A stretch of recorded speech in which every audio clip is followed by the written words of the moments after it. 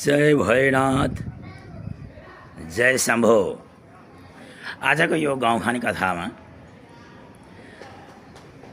दुई खोली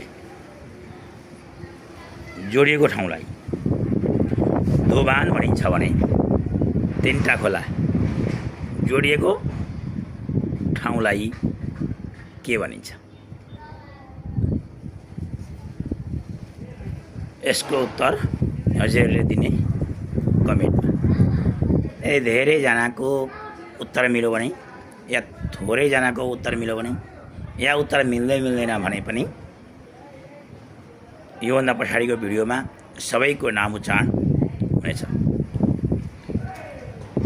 कसको मिल्यो कसको मिलेन, कसले माया गर्नुभयो या कसले माया गर्नु भएन, त्यो भिडियोलाई भएर यदि यो भिडियो राम्रो लाग्यो भने तपाईले लाइक गर्न, कमेन्ट हान्दिन, साथै सब्स्क्राइब गरिदिन पनि सक्नुहुनेछ। जय भैरनाथ, जय शम्भो।